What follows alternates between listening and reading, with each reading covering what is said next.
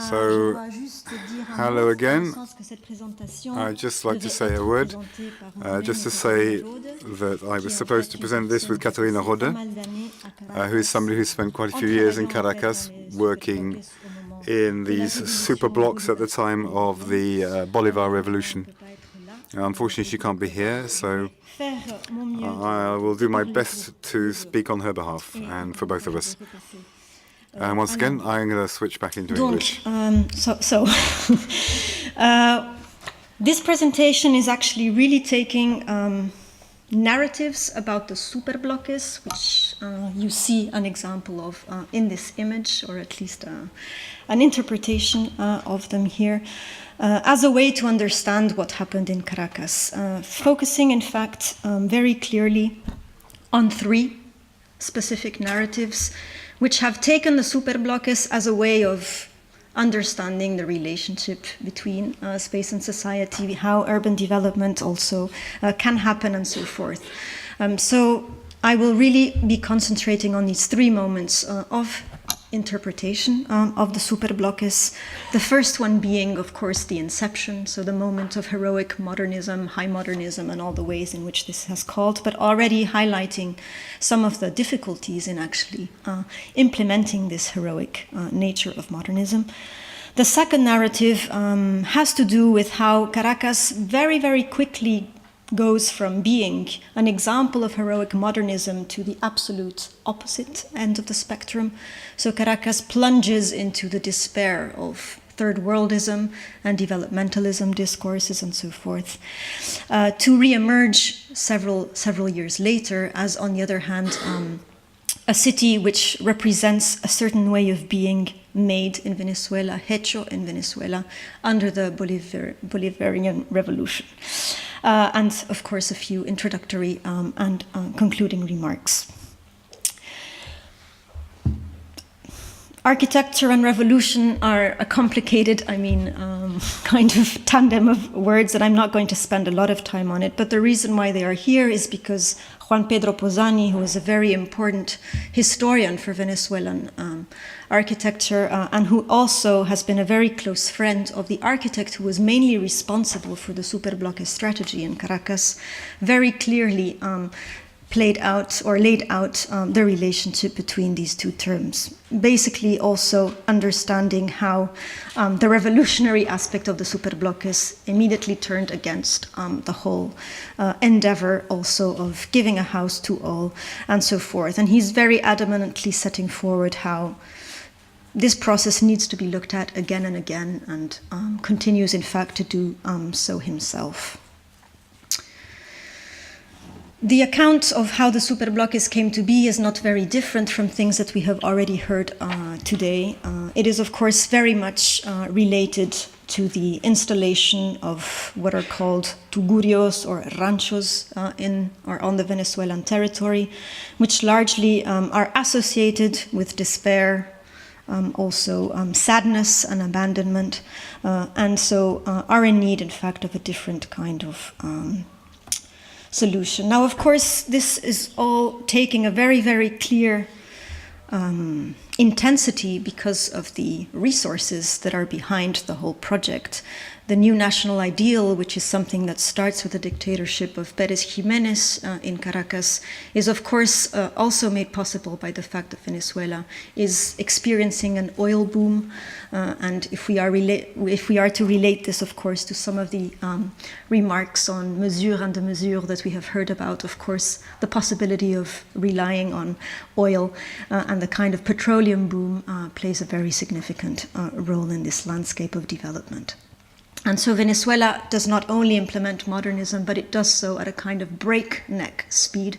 It's breaking all the records of construction, all the numbers and so forth, and is very often celebrated for this kind of record breaking.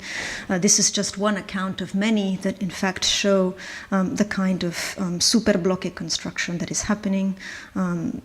And the main development that this presentation is based on is in fact one of the most exemplary in terms of the speed and the intensity at which the superblocks are constructed, and which actually happens after the example that you see in this particular image here.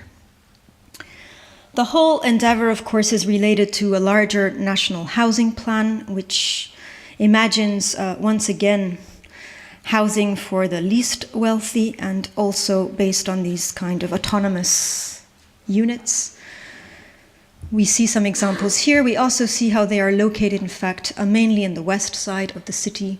And they are also located in relationship to a very specific topography that Caracas has, which makes the ranchos, so the informal city, very, very obvious, because along the valley where the formal city lies, the kind of counterfigure are the hillsides where all the informal developments are, on the other hand, installing themselves. And the visibility of these ranchos is, of course, in very deep contrast with the intentions of proving oneself modern that Pérez Jiménez was particularly interested in.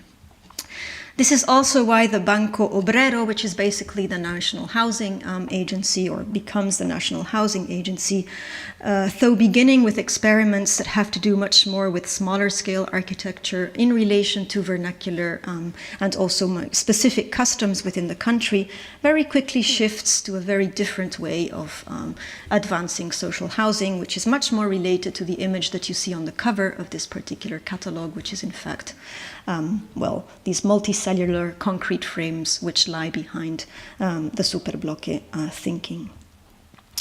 So while starting with cases such as these, which are much more similar to the ones we saw this morning, including the ones in Lima, and the comment was made on how typology relates to the possibilities, of course, of changing, we see that this kind of scale is quickly left, in fact, behind. And this scale is the one that then comes in. This also very clearly set in relationship with what is named the Presidential Program for the Eradication of Insalubrious Housing in Venezuela. Although it is expected to be a nationwide program, it actually really concentrates on the capital city. So the large majority, in fact, of Superblocks are actually built in Caracas itself. And the very clear binary or dichotomy between the problem and the solution is expressed, I think, in a very basic way in this particular image. And here you also see the introduction to the largest development that actually characterizes the Superblocks experiment in Caracas, which is called, Unidad Residencial 2 de Diciembre. This is the date of installation, in fact, of the dictator. And the most interesting thing of the story, or one of the interesting things, is that the whole location will be renamed and this date will be replaced by another one that is clearly more meaningful for the residents. And so a number of experiments actually happen under the lead of Carlos Raúl Villanueva, who is actually a very important modernist architect. A number of experimentations which do not position the Superblocks just as housing for the poor, but also for the middle class, where a whole reinterpretation also, of course, of Le Corbusian thinking is set in place. And this is very clearly tied in also with the Day of Urbanism, which again is supposed to showcase Venezuela's position and Caracas's position as a place where meaningful urban development is happening. So again, you see by these kind of images that are part of this national housing plan, there is quite some thinking about the relationship between the loggias and the kind of typologies, the vertical and the horizontal connecting elements. And what, however, we do see in the Superblocks, in fact, endeavor, and this has been pointed out by Venezuelan historians much before this presentation, is the whole process of reduction from this kind of thinking to a very basic model to precisely to meet those very important standards of speed and quantity.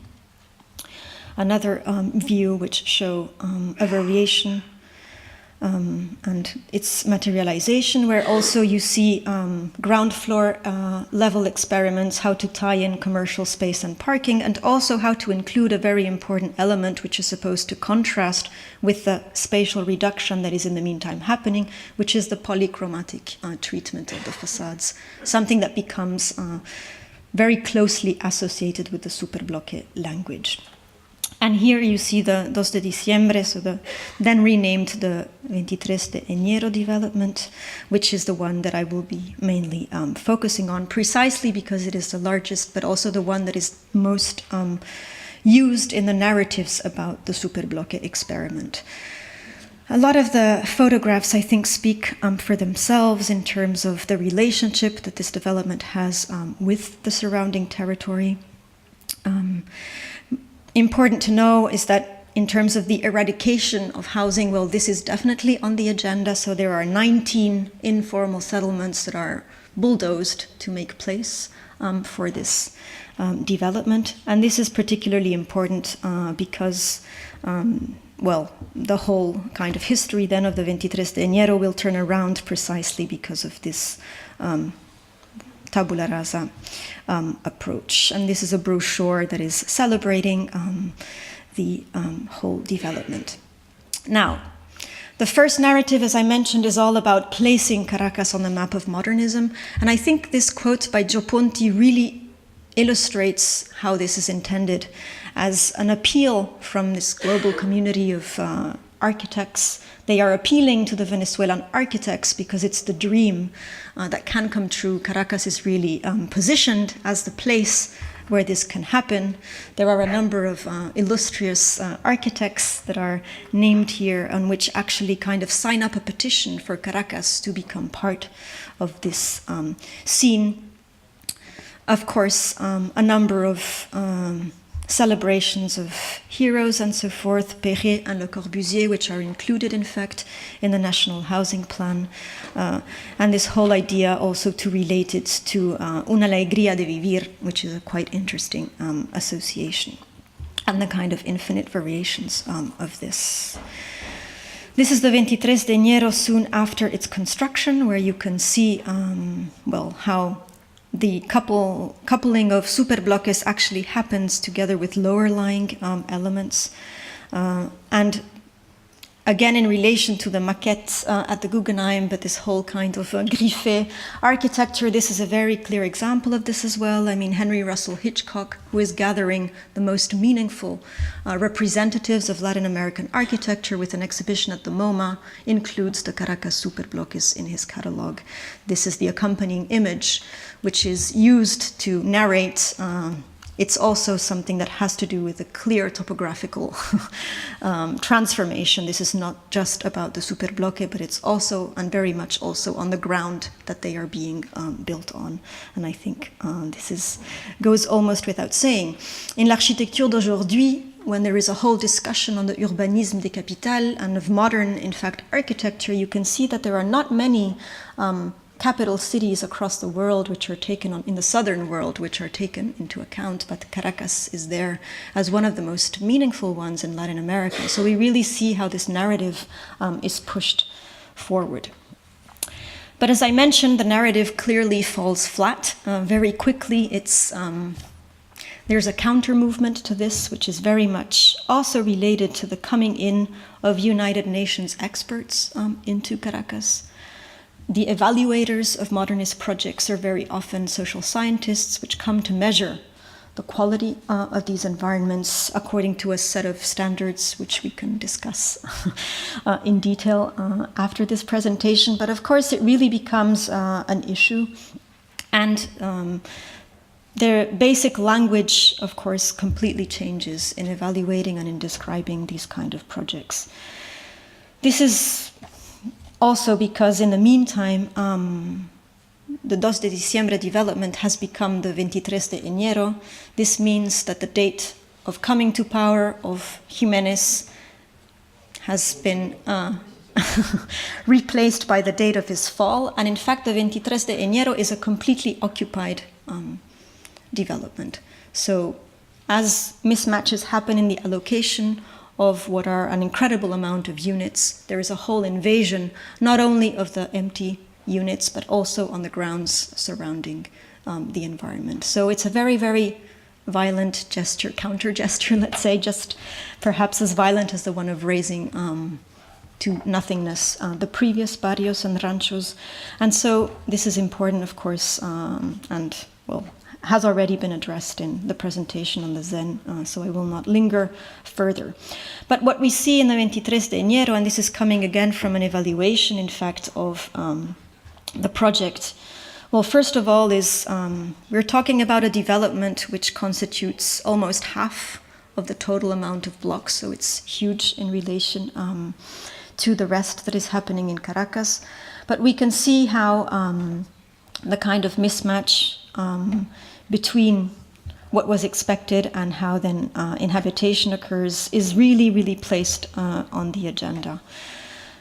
There's a question about the amounts of inhabitants. It's impossible to have a number, of course, also today of how many people are really residing, not only in the blocks, but in the areas surrounding the Superblocks. And interestingly enough, there is immediately this kind of contraposition between the typical shack of the rancho and the apartment unit development, where size is very, very different, but of course what is basically being expressed is the incapacity of these dwellings to be flexible, to actually host particular activities, and so forth. And this permeates the work of Eric Carlson, who is a very important United Nations expert, who will be part of the evaluating team, and who basically at the end of his report will say that no further superblocks should be built in Caracas, or in fact any other places for that matter. Carlson is not alone. He is joined by Charles Abrams, somebody who is fundamental for self-help housing policy within the United Nations establishment, and not only. Here again, he's quite clearly contrasting the monumental tablets and the superiority that the 23 de Enero is communicating to the surrounding ranchos. And so this contraposition continues to emerge again and again in an infinite number of variations. Not last, John Turner, who we met this morning, again is coming to stress how, in spite of the whole ambition to remove all the ranchos, the only result that the superblocks have engendered is actually to create more and more ranchos. And the two images that are included in Housing by People that I already mentioned this morning are quite meaningful in this sense. I will try to finish by, in fact, picking up on Katharina's work together with Sabine Bitter and Helmut Weber. They were artists who were located, in fact, in the Superblocks to try and give a different reading of what was happening of them during, in fact, the Bolivarian Revolution. Mainly starting from the fact that after this narrative of the demise of modernism, after the whole kind of third worldism discourse took over the 23 de Enero, these were basically forgotten or became no-go zones in the city with very little interest by public authorities, where other orders ruled and where basically inhabitants were left to their own autonomy, self-organization, and the like.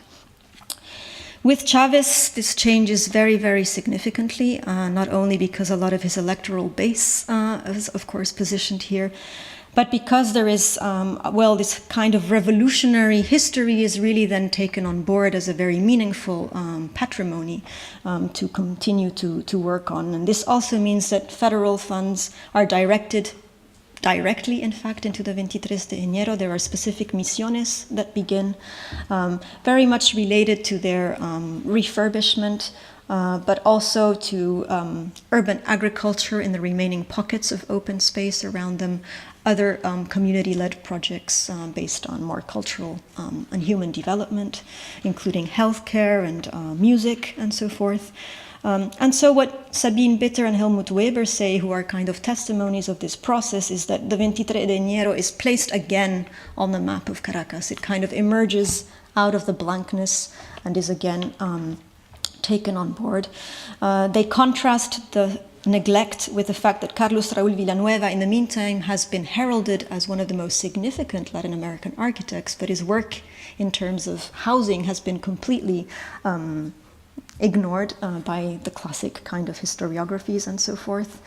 And on the other hand, there is a real need to reflect on the current situation, not so much in terms of the heritage perspective, but in terms of the self-management capacity of inhabitants, which, well, of course, is also simply related to necessity and so forth. So here we see this kind of plea to reconsider the Superblocks, and some of the images that accompany the work of Bitter and Weber. They actually released a video that I was hoping to share with you today, but it did not come since Katharina did not come, but we might be able to see it on another occasion. And so this whole idea of a territory that is made in Venezuela, that is representative, in fact, of local making, becomes a very, very clear narrative. And the Superblocks are placed again on the forefront of this kind of development. And what is always shown is this interwoven kind of environment between the informal development and the Superblocks. Annelies already spoke of this kind of movement from Fremdkörper to interwoven fabric. Here it happens in a very different way, but this interwovenness is very, very important.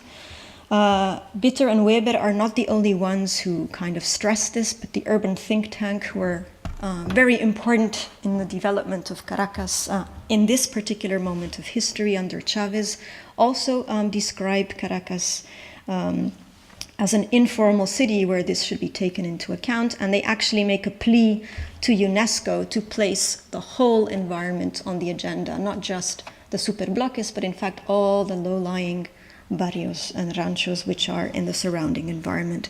So for them it's the combination of the two that should be understood and should be, let's say, or should become patrimony. To make sense, of course, of this interwovenness is not so easy. What emerges, in fact, from being there is that there is a very, and it's not so clear in this photograph, in fact, is that there is a very different status in terms of maintenance. Some of the blocks are in good shape and some are in much less shape. Some of them have proper trash management and others don't. So it's a very variegated kind of landscape. But what surely does emerge is that the whole environment is now called El 23. There is no real, I mean, the blocks have a name, but within this environment, but El 23 actually means the whole kind of assemblage of the informal and the formerly modernist blocks. And this also then became the opportunity, for example, to start thinking about how this environment could be celebrated. There's the whole project of making a museum as a homage to the barrio and its revolutionary history on one of the roofs of the Superblocks. And so these are the kind of developments that start happening together with others under the Chavez administration. There are, of course, other ways of thinking about the Superblocks. The images that you see running here are by architecture schools in Caracas, which I guess make us wonder on how then this patrimony is questioned and looked at. But the more important part of the slide, I think, are the lines from this popular Venezuelan singer, who are then also lines that inhabitants relate to quite clearly, which is about a certain pride, of course, of belonging to the Superblocks environment, and how they would exchange nothing else for a Superblocks, and so forth. So in spite, in fact, of this big contrast between the possibility of these blocks to actually be housing and be architecture, there's much more, in fact, to be said about this. One of the things that emerges from this complex environment, where now we know that families are living across both the low-lying informal development and the high-rise buildings in ways that are comparable to what Annelies showed. So there's a kind of moving about, moving around, there's a kind of churn across the two environments, is also that now this has generated some thinking on new housing typologies. Again, this is the work of urban think tank that might be questionable in a number of ways, but that is thinking about this whole notion of the growing house that we saw in many other editions in the early 20th century, but that is kind of scaling it up to the condition of Caracas. And the glorification of the Superblocks as a kind of vertical barrio is intimately related to the rethinking of Caracas as a kind of entire landscape of growing houses at this particular scale. With this, I finish, and thank you for your attention and for hearing me twice today.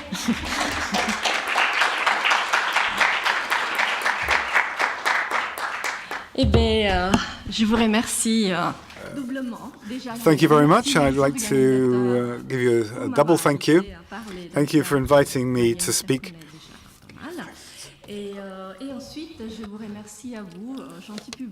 I would like to thank the public as well for staying for this not very exotic presentation at the end of the colloquium.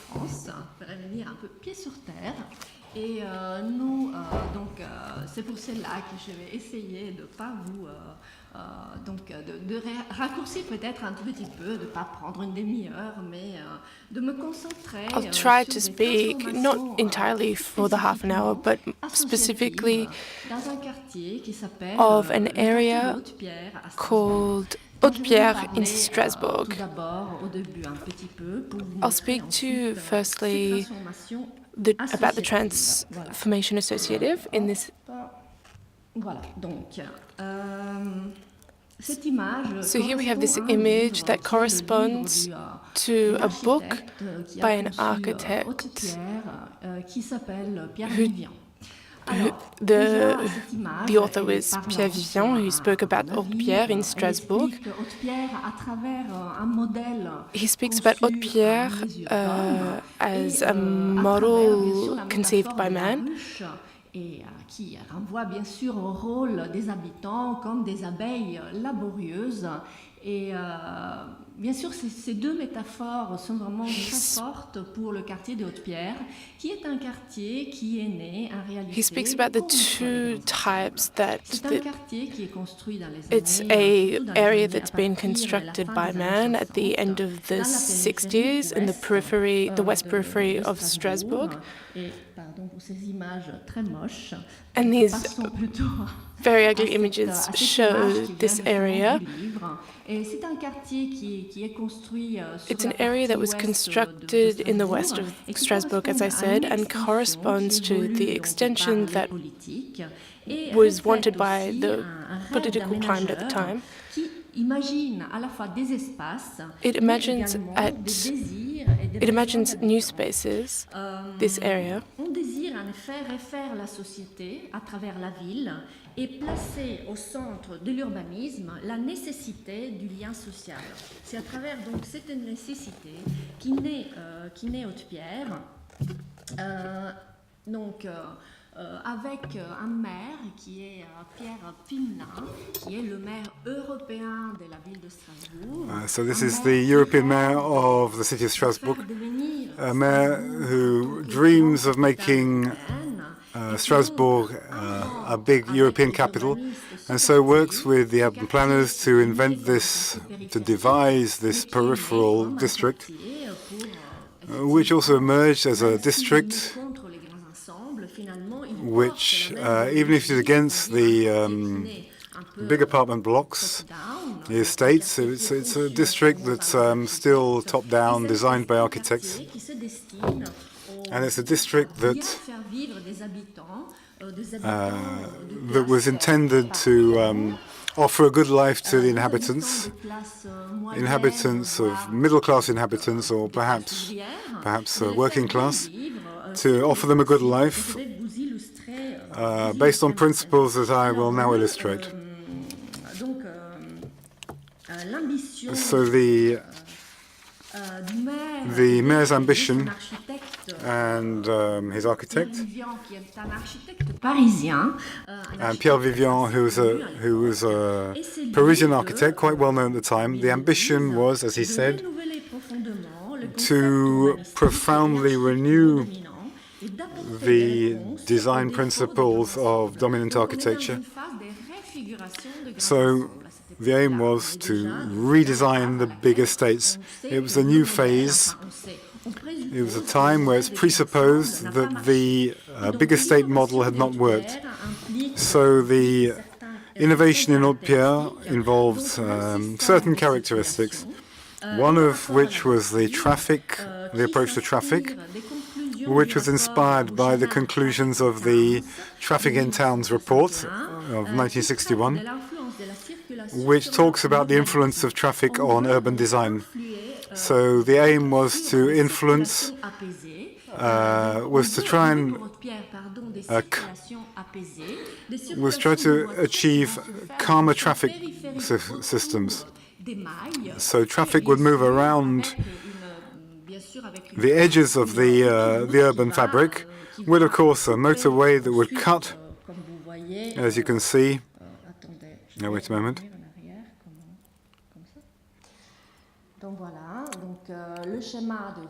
So the design for Hautepierre, originally it was looked like this. Here there's the motorway, which was designed to go right through the center of the district. In fact, only the upper part of the district was built, and the lower part would never have this shape, but would be transformed instead into a sort of completely different form, a development zone, a special development zone. So the importance of this traffic approach, peripheral around the webwork, and then traffic brought in by this big axis, this motorway, which was built at that time. Then Hautepierre was by the concept of the neighborhood unit, which was inspired, of course, by the new towns in Great Britain.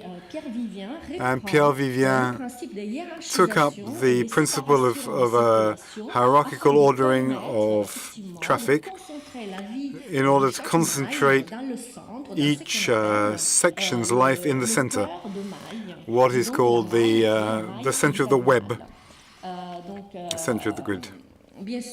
Of course, this hexagonal structure allows traffic to move without traffic lights, and is inspired by an urban form which was invented in 1967 by a Ponts et Chaussées engineer who was called Dubois-Pen. The hexagonal structure had another advantage. It allowed the creation of an enormous number of green spaces around the district, but also inside Hautepierre. So as you can see the mayor walking around with local politicians and residents. Obviously, young people who represent the future of this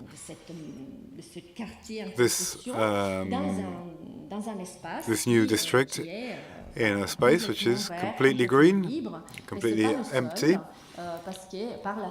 because it's not the only one. But as you can see, Hautepierre has this kind of landscape with spaces that remain these big green spaces, which are used a great deal for different leisure activities. So this project is a project that won a prize and considered to be an innovative project. And therefore it was seen as the project for Strasbourg of that era. However, urban planners who were like Charles Bacofen, who had been teaching at the Strasbourg School of Architecture, saw this place as a failure. Because of this layout, it was very difficult to design any district center. And in fact, district centrality became the big Auchan supermarket, which would be on the edge of the layout structure. So in fact, the only polarity, the only center of attraction was a supermarket for the district of Hautepierre. In addition, there was also immediately the problem of building the district, which spread over a very long period. It continued from 1969 to 1981, causing a lot of discomfort for the people living there. It's also worth noting that alongside the housing structure, there were activity structures. There's a very big hospital, a shopping center, a theater. And as I've also shown you, there was also a sport and leisure area.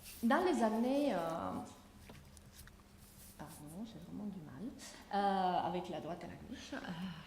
Donc, dans les années 70, in the 1970s, just a few years after the beginning of the construction of the district, we can see that the imaginary of the district fluctuated between a kind of rural, bucolic village image and a sort of image of concrete, an urban image.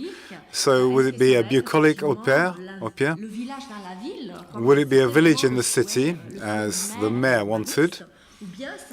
Or would it be a concrete jungle which would destroy that bucolic utopian image of the urban village, which was entirely designed from above? So what would be the destiny of this district, which was built in a single go with a form of construction that you can see? It's relatively low. The idea was to go against the big high-rise estates. Here, the maximum size of the Hautepierre district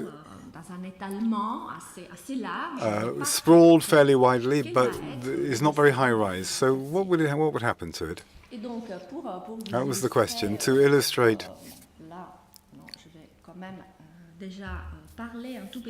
so let me say a little bit about the development of social life,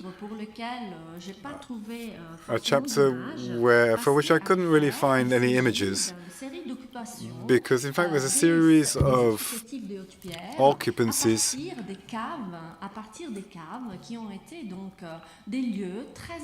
based on the cellars, which have been very important places for the social life of this district. From the start, inhabitants who arrived in the 1970s, they needed, as everywhere else in the big housing estates, they had to form social bonds. So Hautepierre is mostly social housing, but there are also condominiums. And Hautepierre really has as its socio-economic characteristic corresponds, as is evident in the article written by the mayor. It's a place that brings a coexistence between social categories who generally don't live together. According to the sociologists, what's special about Hautepierre is the amazing heterogeneity, a mix of social mix. So you find working-class families, you also find civil servants, especially municipal civil servants, and you also find young families, particularly young families, with characteristics that are very well known in housing estates. So these socioeconomic characteristics have obviously changed over time, but from the start, and I would like to emphasize this, from the start, the inhabitants of this district found themselves feeling isolated, found themselves sort of ghettoized, because in fact the district was never really part of the city. It's a place apart. It's a fragment of city cut off from the rest of the city. They had trouble getting to the city center. They were living in a permanent building site. And out of this came the idea that they were city dwellers who are different from others. So this impression of being excluded goes back to the 1970s. It's not something that is based on hindsight, based on the arrival of migrant populations, of more disadvantaged populations. Of course, there were big migrant populations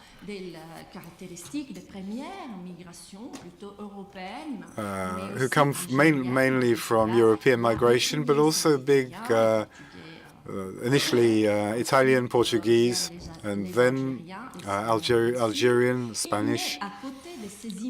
But alongside these mainly European immigrants, there were the small French civil servants, both from Alsace and from French people from mainland France, as it were, in interior France, who, despite the fact that they belonged to the working class and intermediate work classes, they felt stigmatized. They felt as if they were living in a ghetto, left out.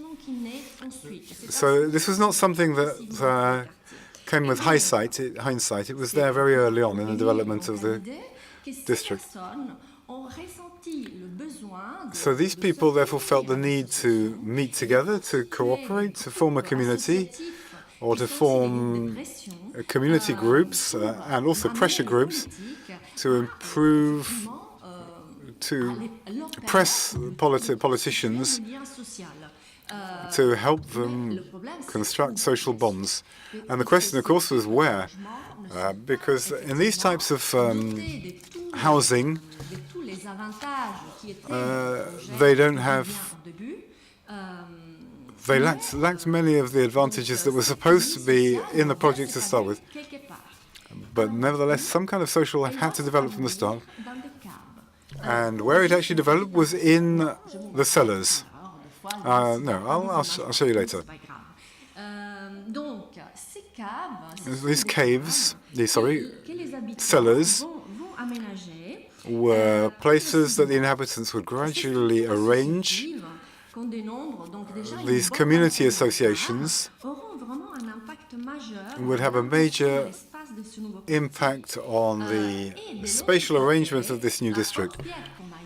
And as well, in Hautepierre as elsewhere, there is a sort of contradictory attitude on the part of the authorities between the desire to encourage the participation of the inhabitants, to encourage volunteerism, but on the other hand, there was a desire to control, to guide, to steer their actions, and also a desire not to give them too many spaces because who knows what's going to happen.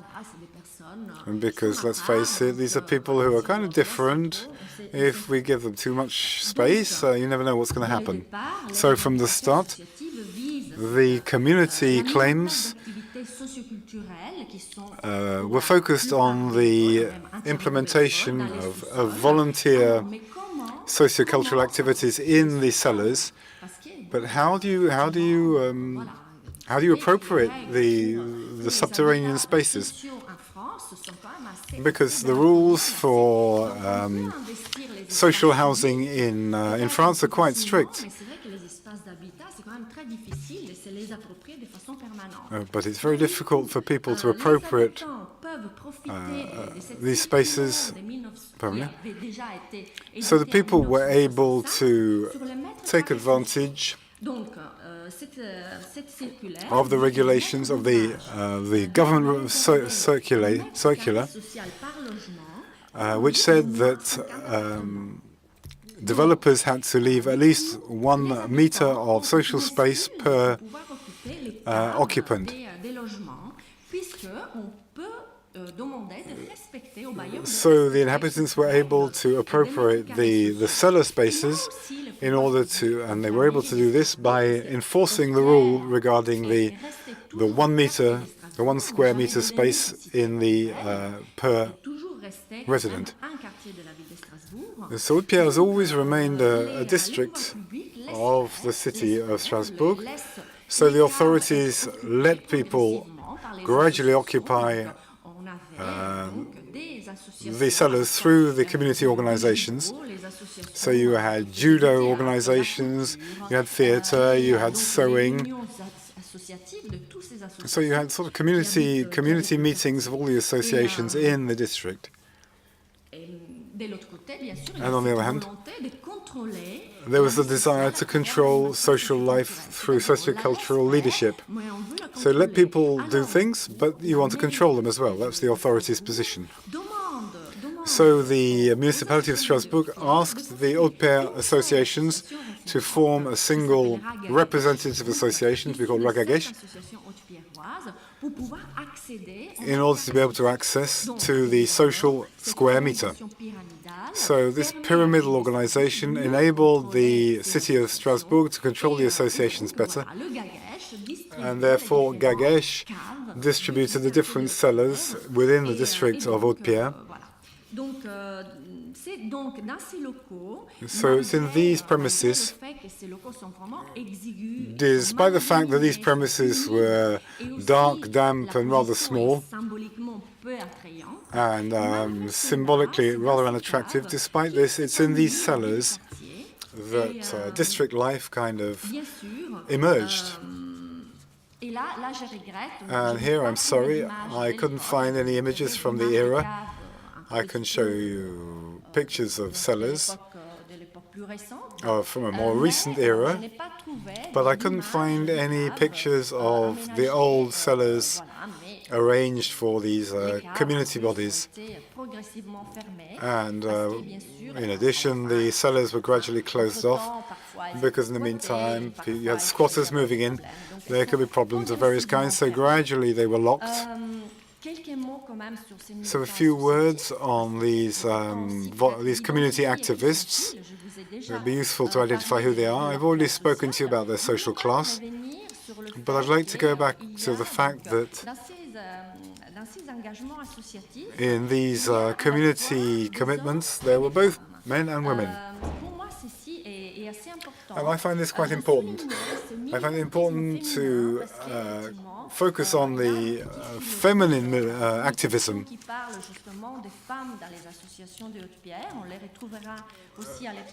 because we hear references quite often to these strongly committed women who were activists, who were very much concerned by dysfunctions within the high-rise estates, which are found in Hautepierre and elsewhere, because it's women who particularly found themselves isolated.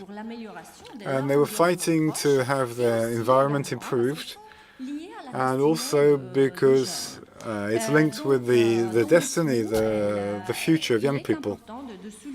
So it's important to emphasize this characteristic. Also, before going back to the contemporary, I would like to emphasize the fact that there is a first conclusion one can draw, that according to many narratives, more recent immigrants, in particular those from Africa,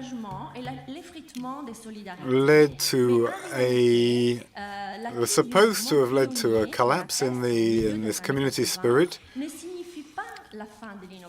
But in fact, that era was not the end of community activity, community life, but in fact the beginning of a new phase.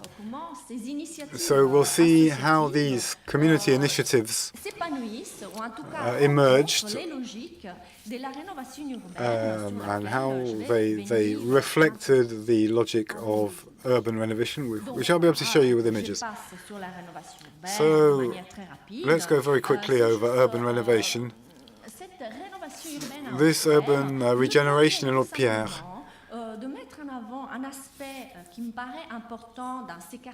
encourages me to emphasize something that's very important.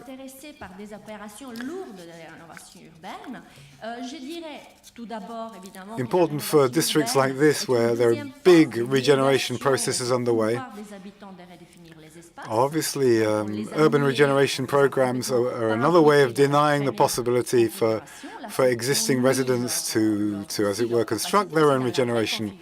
So once again, it's very often, despite ideas of participation and consultancy, Very often, these regeneration programs are imposed on residents. Epstein, in particular, has worked on these questions.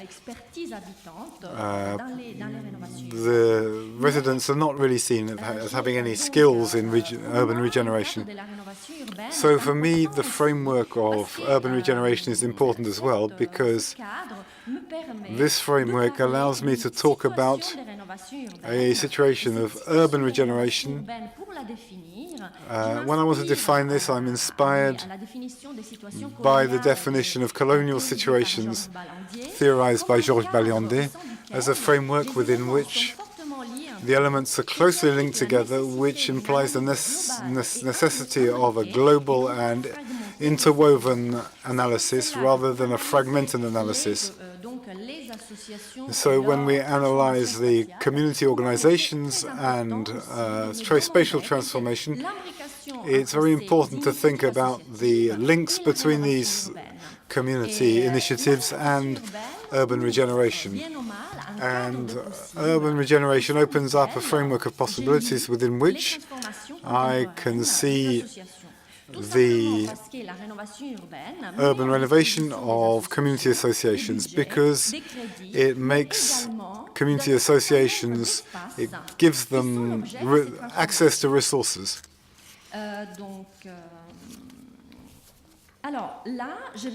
So now I'm going to move on to three examples. Contemporary examples. The project of two community associations and the third association is called Horizon, where most of the people come from outside the district. These three associations in all, amongst others, are involved in spatial developments, but they're above all, it's the people from outside, the members from outside, who have the most cultural capital, who are successful in bringing real projects into the public space. The two other associations are restricted, or I can say they occupy associative spaces. One of the projects is very important, which is the Strasburg Mosque. So first of all, I'd like to present social reform, which is an association, a community association which manages one of the participatory gardens in Hautepierre. The participatory gardens, or community gardens, are operations of spatial development associations which were begun in the 2000s by resident initiatives, and now, if you like, have become now spreading through all the sections of Hautepierre, and they have become part of the process of urban regeneration, which has an axis which is called making Hautepierre a garden city, garden estate. And so has taken up this idea of community gardens in order to pick up these very specific community initiatives and move them all around. The next community initiative is the Mosque Initiative, which is the culmination of a very long process which has lasted more than 10 years. And here, with urban regeneration, and the Social Reform Association has been able to acquire some land. And this is where the Réforme Sociale Association began, in one of the famous caves in Hautepierre. And here's a cellar, so not in the cave. Here's a cellar that I visited in the 2000s when it was open to the public. So the Association de la Réforme Sociale, Social Reform Association, moved into one of these famous cellars, which continues to work as an association. And the characteristic of these community places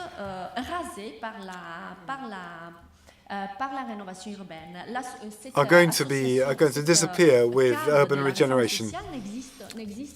So in fact, this cellar has now disappeared. This is the second place. This is a supermarket. It's an Auchan supermarket, which is now host to the temporary mosque, which was therefore remodeled by. So next, the second example is a women's association called Avicenne, which is the female side of the Réforme Sociale. This community body also obtained premises for activities, important activities for women, in a premises which has been developed, which has been arranged and has now been destroyed. And then in the second phase, they moved into La Passerelle, which is also which was a very important premises in Hautepierre, with a community restaurant, and still the Avicenne community, which has also been destroyed. And then Avicenne Association became, changed its name and opened a community restaurant, which once again had to move into a premises which is at the heart of the theatre complex, the former library, in the foyer of the theatre of Hautepierre. So these premises are places which are temporary, obviously, and are intended, are going to be demolished and they're going to change. So we can see that these three associations are allowed to exist as long as they are temporary and as long as they are confined to very short time frames. So those are the two examples for community bodies that were emerged in Hautepierre, formed by people of North African origin, and that gradually through these community links also form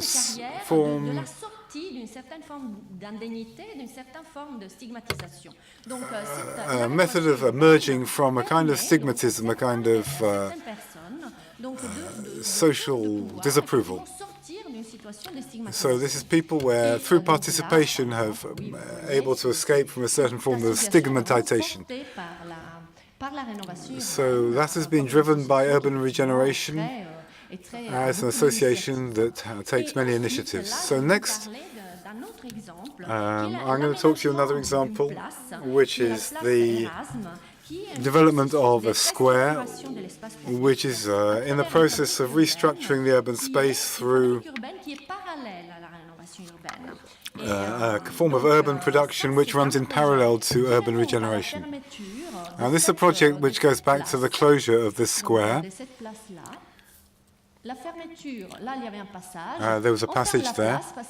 The square was closed because there were young squatters there, so the space was sort of sterilized and it became a completely empty, closed space.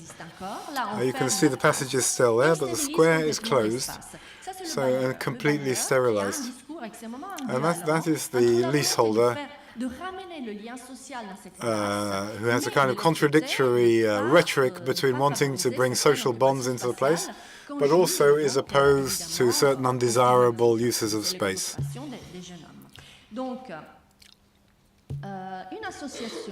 So a community association called Horizon, of which I was also a co-founder. This community organization proposed to develop the public space, and this development was able to find some small sources of finance and began work over 4 years based on an approach that used anthropological interviews, which showed that these spaces are very heavily occupied by resident practices. And so through a system of surveys and a gradual way of occupying these spaces, and there was sort of DIY laboratories that were put in place, and then the arrangements of the space were proposed. And ultimately, we've managed to arrange the square, which, as it were, spread into other squares within the district, which therefore enabled the association to become professional. As you can see on the association's site, there are lots of photos of these events. And so what I would say is that, coming to my conclusion, because I think I've gone over my time,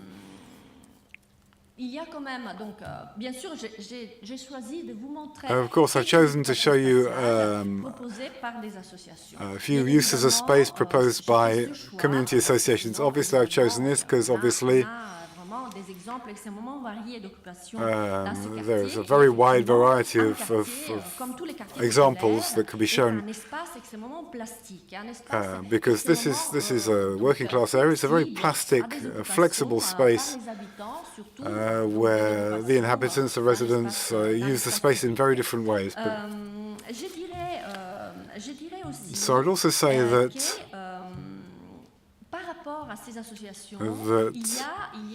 in terms of these community associations, there are different dynamics that emerge. An occupancy of space which is not just consensual, but also sometimes sometimes causes tensions. I wouldn't say causes tensions, not really conflicts, but tensions. So Horizon, for example, which is external to the district, which is essentially made up of people of the middle classes who are anthropologists, artists, urbanists, etc. And therefore it involves the residents in the project. But despite this, there is a sort of symbolic division between the inhabitants and the members of the Horizon Community Association. So here we can see very clearly that when there are projects like this, the decision makers are people who arrive with a certain cultural capital, which makes it easier for them to obtain sources of finance. So despite significant advances in social bonds, because these squares work fairly well, there are nevertheless tensions, in particular with pre-existing associations who are in competition with this new association, which aims to enhance the status of stigmatized people, whom other associations wanted to keep out of the square. So to end this conclusion, I would say that these arrangements that I've shown you very briefly, the shared characteristic of these arrangements is their temporary nature, because even these arrangements here are suspended because there's a second phase of urban renovation that's going to move in, which will perhaps completely remove them. But what is not destroyed, what is not suppressed, is a process of transformation in the actors. Firstly, local associations drive personal and collective projects which enable them to escape from a situation of stigmatization. For example, in the case of the women, in the case of the men with the mosque project, and moreover, it's quite clear that they have to behave themselves. And also the external associations, which initially play a role of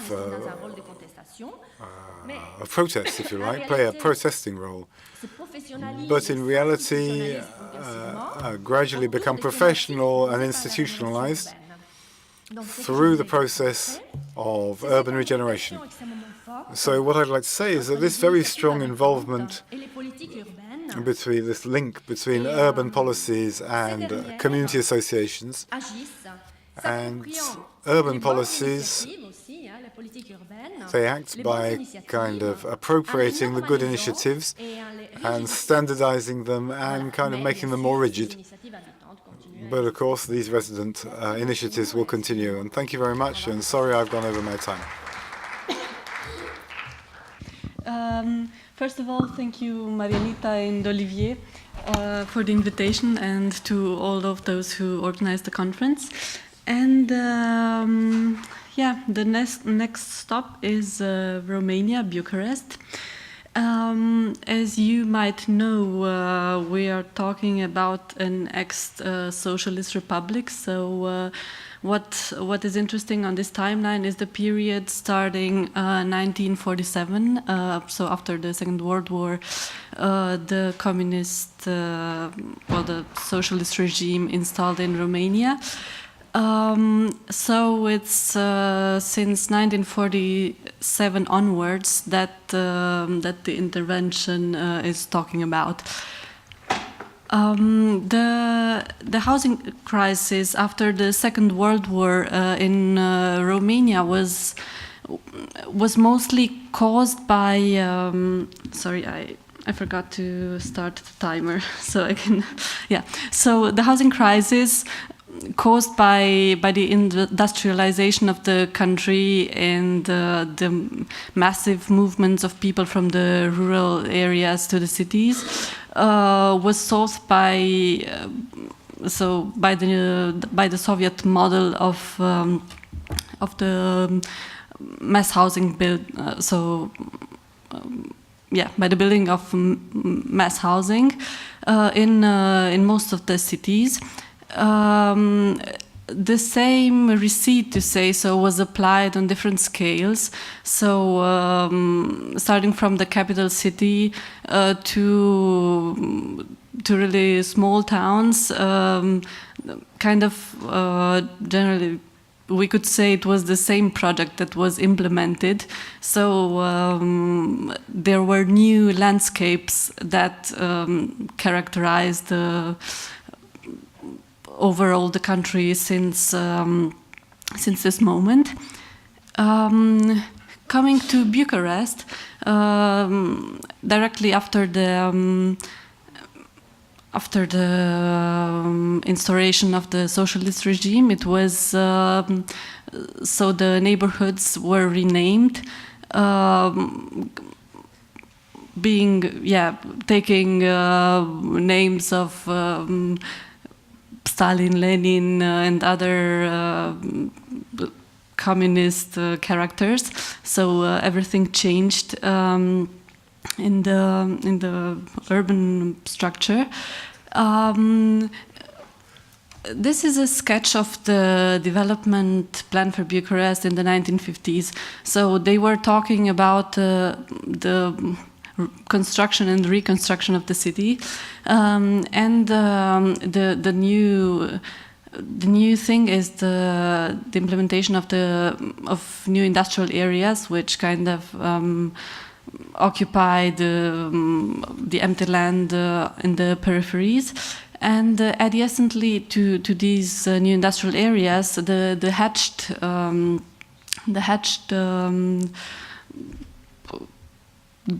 dots, it's not really dots, it's surfaces, are new housing neighborhoods. So today we'll focus on the one in the east and the one in the west, which became afterwards models for the whole country. As you might know, and as you might recognize, the figure of the Romanian dictator Nicolae Ceausescu, he was actively implicated in the design process of the new housing neighborhoods. And it was practically him to dictate how it was to be done.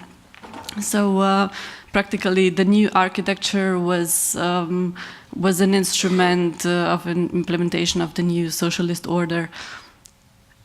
The inhabitants, this is a really interesting part, because at that point, and historically, Romania is a mostly rural country, so it was people coming from the countryside that populated, that created this housing crisis in the cities. Some of them were forced to come and work in the factories, And there is a huge change. So the new socialist order means, so it's translated in a shift from traditional to the new society. So everything is inverted at this point. The two neighborhoods we are focusing on are Balta Alba, also called Titan, and Drumul Taberei. Their names are related to historical facts. Balta Alba, in English, the White Pond, was informally called like this because the neighborhood was built on the site of ex-quarries and brick kilns. So when it rained, it became a huge white pond. And afterwards, when the Titan cement factory was built after the 50s, it was officially called the Titan neighborhood. But basically, it's the same neighborhood. And the second one, Drumul Taberei, Road of the Camp, takes its name from the Romanian revolutionary. In 1821 there was a revolution in Romania, so this revolutionary based his camp in this area before entering Bucharest. As we saw before, so the microrayon was already mentioned and well explained. I will just add the fact that these two neighborhoods were designed. So their design is based on this basic module, which is meant to being rather heterogeneous. So besides living, having also other functions which should gather people into this neighborhood unit. Practically, the architects, designers are trying to get out of the grid, so of the socialist grid that was previously implemented, and the microrayon is a rather picturesque and rather a little bit vivid unit.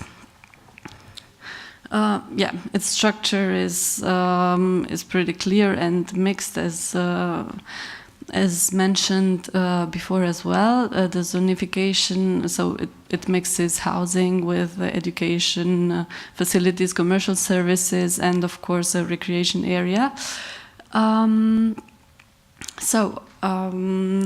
Going back to Balta Alba, it was built in the early 1960s, initially thought for 100,000 inhabitants. Today there are more or less 400,000 people living there. So regarding to the initial project, the numbers are 4 times bigger.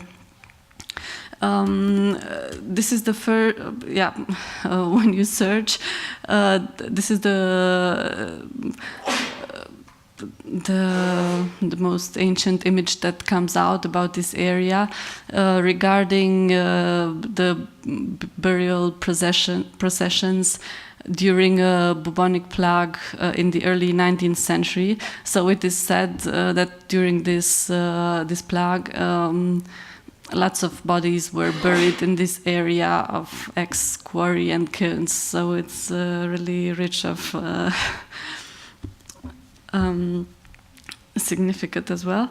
This is a first plan in 1963, unfinished, which shows where we can already see the 3 of the areas which were so each area, the neighborhood was divided in 6 areas. Each area was divided into microrayons, and this is the model of the whole neighborhood, which was organized around the huge park with 2 lakes, which was the kind of the gathering recreational facility for the whole neighborhood. an aerial view of the unfinished, yet unfinished neighborhood, where it comes out that the slabs are pretty different in size and form, so in morphology as well. So so they were searching to get out of the monotony which could occur in the planning of such a neighborhood. And this is when it was almost, this is an image at the completion of the neighborhood. And this is the view from the park. So the center of the neighborhood was richly green. Going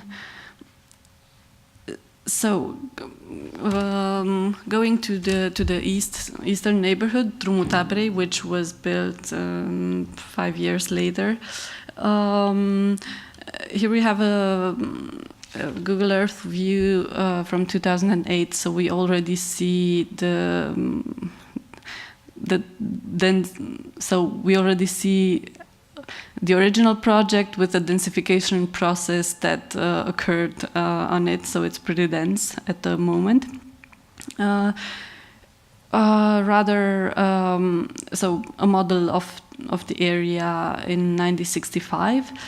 And the view of a microrayon, which is pretty, so everything seems clean and perfect in the beginning. The view from the park towards the neighborhood, and a perspective in the commercial center of one of the microrayons. And in this aerial view, the cinema, so a cultural facility is depicted, which is one of the most important. So it became one of the most important cinemas in Bucharest at that time. 1989 was the year of the fall of the communist regime, so there was a shift that happened in society, which was materialized as well in the cityscape, to say so. So the major shift happened. So people turned from living in rented apartments to being able to buy those apartments. So they became owners.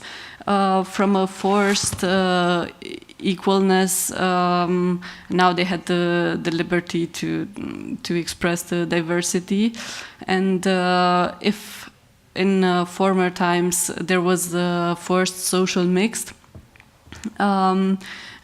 after 89, we have experienced really extreme segregation.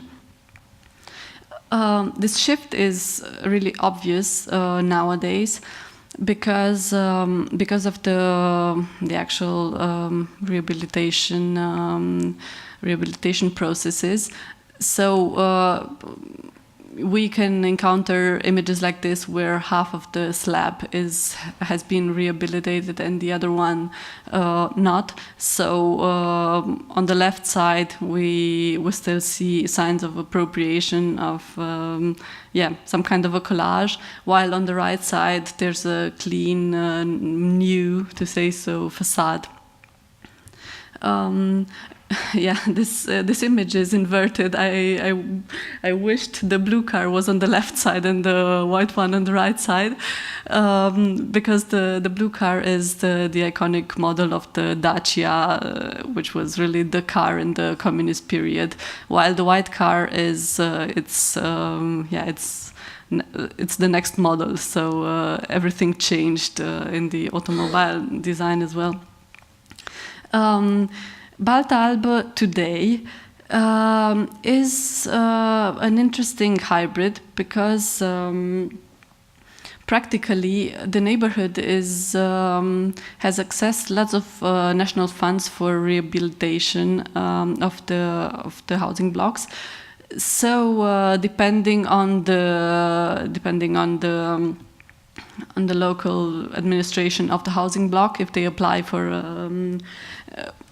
money to rehabilitate the slab. So it's in continuous transformation. So practically today we have.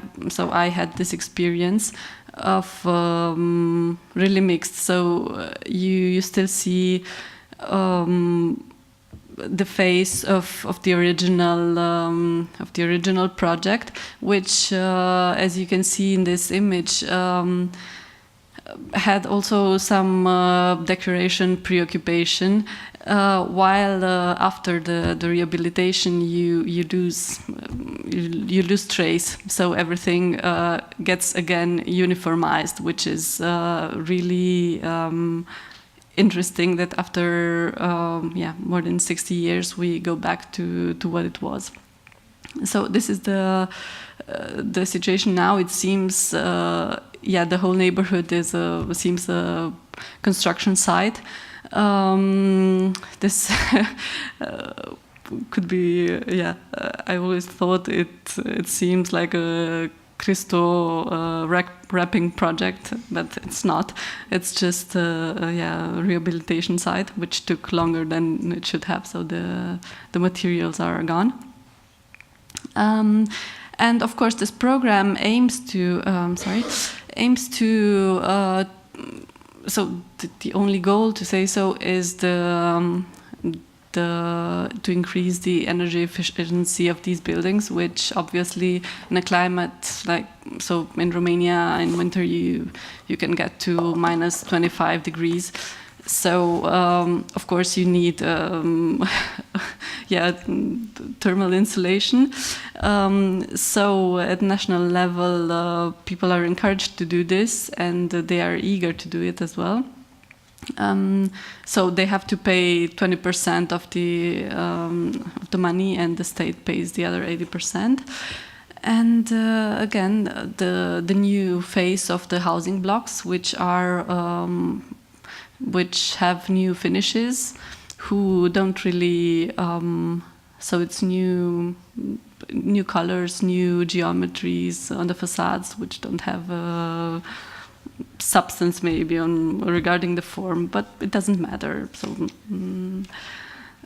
there isn't. So nobody's. There's no research about this. So they might seem new housing blocks. And I honestly must say that the sensation is so you feel much more secure in these areas with the new facades than the sensation you had before. This is I don't know how it works, but so from this image of really mixed balconies, textures, materials, and colors.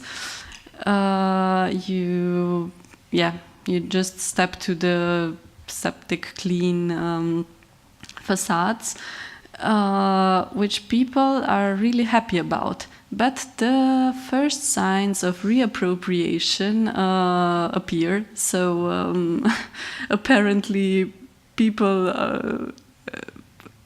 still express their necessities. Of course, the thermal insulation is one necessity which they have, but then still they need to extend. So even if their interventions were erased by this renovation, they do it again. Young people express their. And this rehabilitation strategy has an output in public space as well. Everything is, so the garbage areas are cleaned up, and everything becomes more, a bit cleaner and more organized. But still, we have these informal shops which subsisted. So I imagine if they're still there, people really do need them. So even if the micro-rayons had their shops and commercial services since the beginning, there was still a need for more. So and even little gardens and bird houses, and so people still feel free to express their creativity and needs. Others that use common public space for personal use. And of course, the contemporary image of working side, new window frames with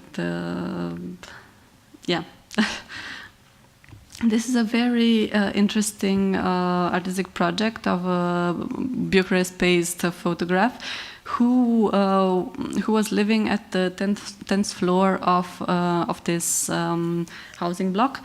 It's him in his studio, and he was curious to meet his neighbors, so he photographed from the same perspective all the studios below his studio. So it's these one-room apartments.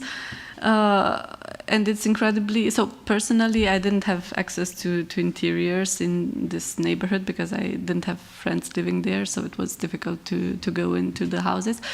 But these images speak a lot about how people personalize and change the same space. It looks really, really different from one apartment to the other.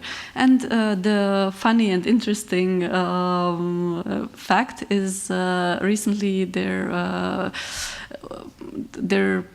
came out a new documentary film about the musical subcultures in this neighborhood.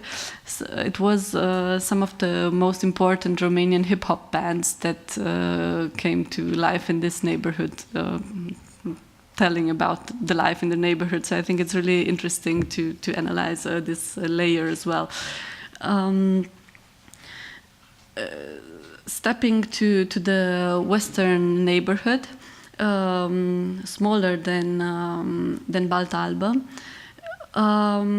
Here, as this neighborhood isn't really well connected to the city center, in Balta Alba you have the metro line that arrives, and it's really well connected.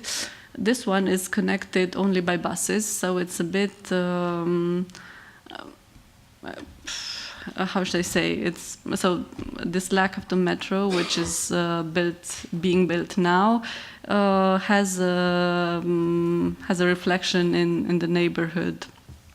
Here we have the same situation of not so cured housing blocks and the renovated ones, but the renovated ones are an exception in this neighborhood, so they are not so actively in accessing this national money to get their blocks insulated. So here you can see individual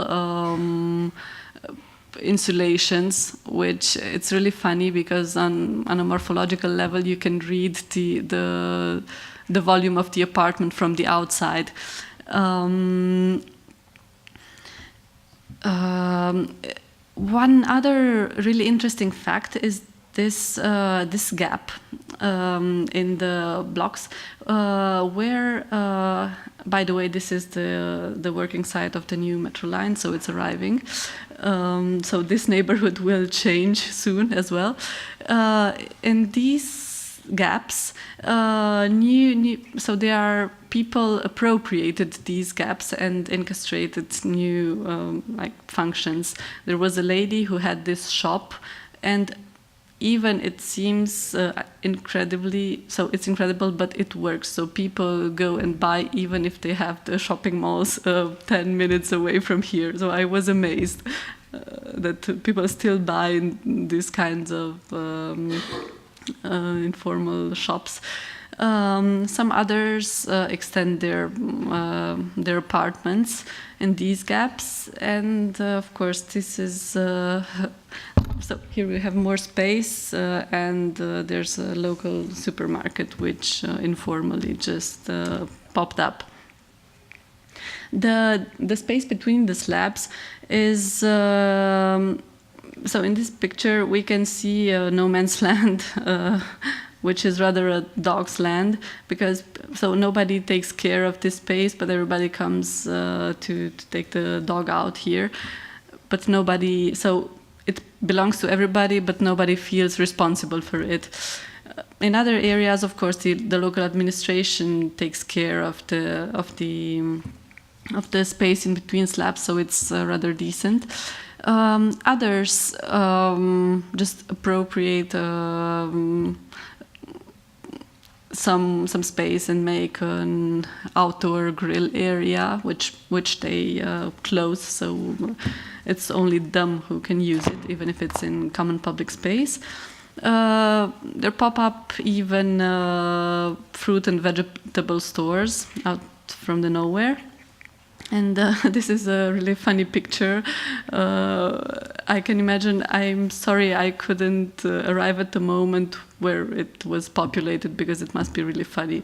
And even if it's so colored and diverse, I think it works really well. So I think people do have a really good time here. Compared to this one, where I can imagine that the local administration put these benches on the demand of the people living here, I find this one much more funnier and in a way more colorful. On the facades, the balconies are apparently not enough, so people are extending with these aisles, if I can call them like this. So it's really, if there's the possibility, people extend. And of course, there is the need to, because these apartments are usually very small, so it's 2 rooms for one family, which is really a little. They extend with flowers, everything they need, to say so. And they are not bothered by the fact that from the outside one can read what's inside their home and their needs. The ground floors are mostly characterized by these grids, which are, of course, protection. But still it's populated so it's either a storage space or a green space. This I found really often, and this is really funny as well. These are the containers for the cabbage, in order to cook the cabbage rolls, like the ones we had for lunch. So people really expose their intimacy in these extensions.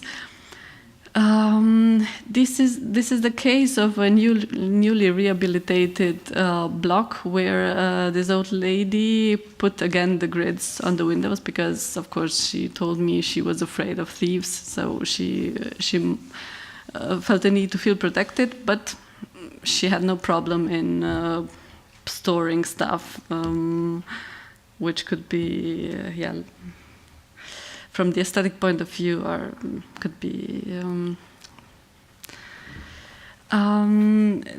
This is the last typology of intervention, the garages on the back facade, which most of the people, I don't know if they don't need a covered garage, but most of them opened various beauty salons, some bars, a flower shop, mini market, pet shop. So coming back to the discourse of the insulation, So in Romania you don't have there in public space. There's no discourse about heritage and about protection of these buildings, because it's still a trauma. So yeah, people really don't. Nobody thinks of opening such a discussion. So at the point, this is what people want to get their housing blocks renewed and renovated. The conclusions I already mentioned. The last thing is a collection of games a Romanian designer collected, which practically are childhood games that that came to life in these neighborhoods. So he made the collection of, I like to call it an immaterial heritage, really ways of playing dictated by this morphology, by these neighborhoods. Thank you for your attention.